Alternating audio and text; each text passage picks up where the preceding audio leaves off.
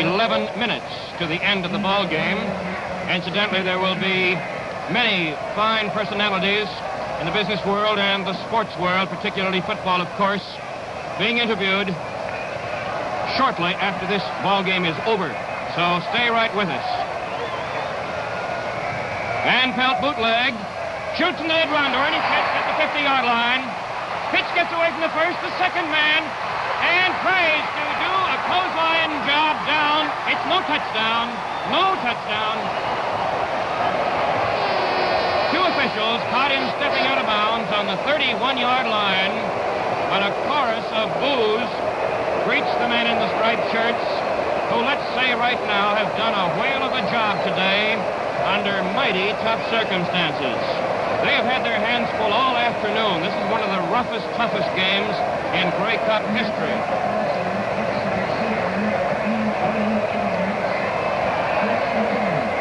The ball is on the 31-yard line. That's Hamilton's 31. Blue Bombers, 1st and 10. Charlie Shepard carries. Tries over left guard. John Barrow, first man to get to him. P.W. Underwood also on the tackle.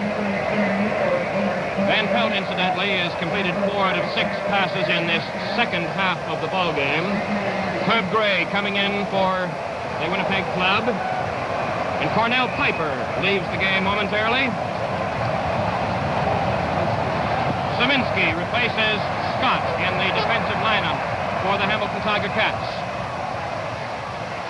Bootlegging again by Van Pelt down the middle. Intended receiver Frank Gilliam, and it was a little bit too much of a lead pass. A little too hot to handle. He was being checked pretty closely by Bob Dawson of the Ticats. So it is 3rd down. Yardage to go about 6.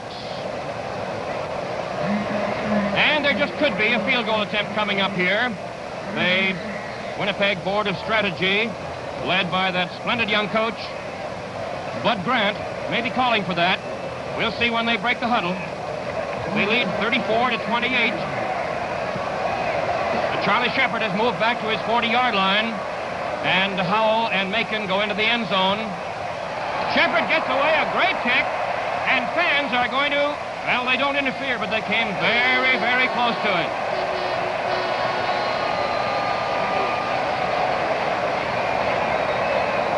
A scene like that recalls a Grey Cup game here in '55 when they were unable to try a convert at the end of the ball game because of fan interference.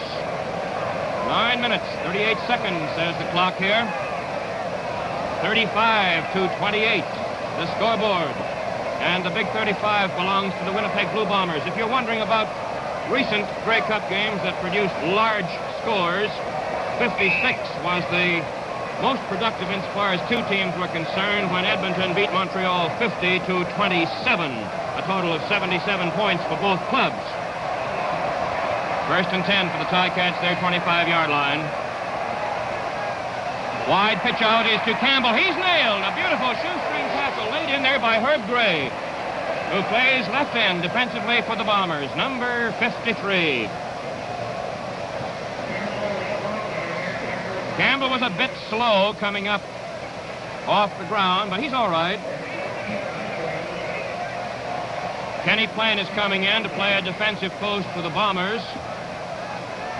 Replaces Nick Miller. Plain will go in at a defensive halfback spot. Flankers are right and left for the Ticats. Filoni will shoot. He does, and it's completed on the far side. Ronnie Howell, the receiver for the Ticats, which brings them pretty close to first down spot. John Barone put the stop on him, along with Norm Rawhouse. Thinking back to those tie possibilities in this Grey Cup game, a converted touchdown for the Ticats right now would tie things all up again. An up-and-down ball game insofar as the scoreboard is concerned. It's had the spectators up and down in their seats, that's for sure. 1st and 10, Hamilton. Just over the 35-yard line. Milt Campbell, and he is wrestled down to the ground by a host of bomb attackers led by Captain Buddy Tinsley, number 64. the big guy who plays right tackle both ways. Steve Patrick is number 63 there. Number 73 is Cease Looning for the Bombers. 44 is Garland Warren. 79, Keith Pierce.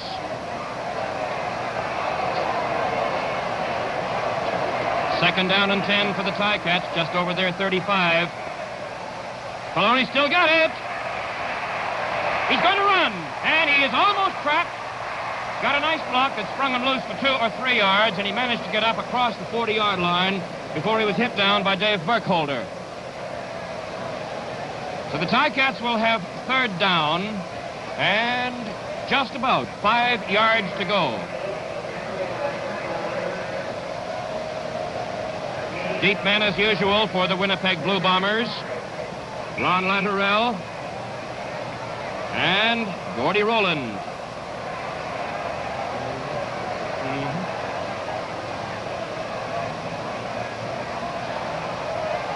Fraser is back inside his 30-yard line. The receivers are down around the 25 and 35.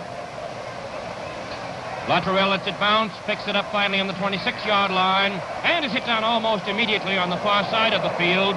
First man to get to him was Jimmy Hughes, and little Billy Graham was in there, Johnny on the spot as well. The kick was good for 44 yards from the line of scrimmage. And this is your coast-to-coast Grey Cup football telecast. Go with the Bombers in possession, first and 10 on the 27-yard line.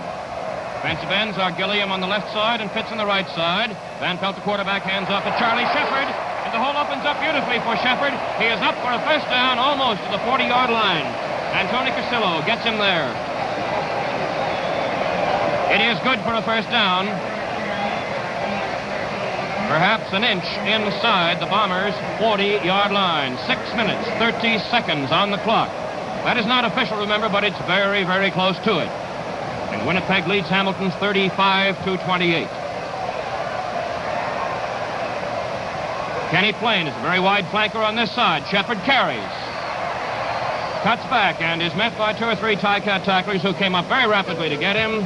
Number 1 man, Vinnie Scott in there, and P.W. Underwood. And number 64 is Dave Szyminski.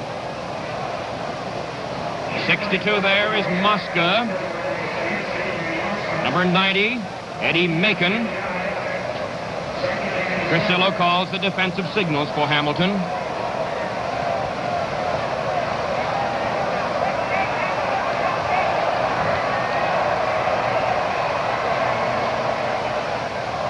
Shepard once again. That's a cross over right guard. Mosca and Szyminski in to make the stop, and the Bombers have third down and just about 2 yards to go.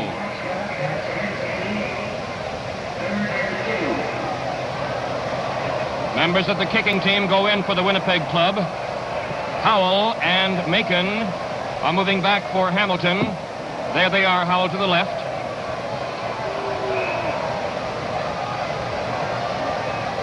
Hamilton's deep men between the 15 and 20-yard lines. Winnipeg has about 1.5 yards actually go for third down. Shepard goes back. He's standing on his own 35-yard line. Gets away a wobbler that Macon comes up, takes in the dead run, fumbles, and falls on. And is held down over there by Ron Latterell just to make sure. 31 yards, that kick by Charlie Shepard of the Bombers. And the Hamilton club comes up, first and 10 on the Ticat 26-yard line. Incidentally, Bob Moyer asked me to remind all Winnipeg fans that there's a big wingding set for Winnipeg Arena on the club's return. And he says that all you Winnipeggers know exactly when it is, where it is. And that's win, lose, or draw, Bob, of course, naturally. 5 minutes officially to go now.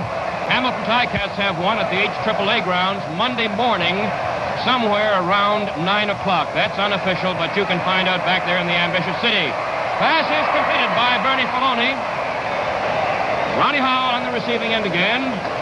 And the man to bring him down is Norm Rawhouse.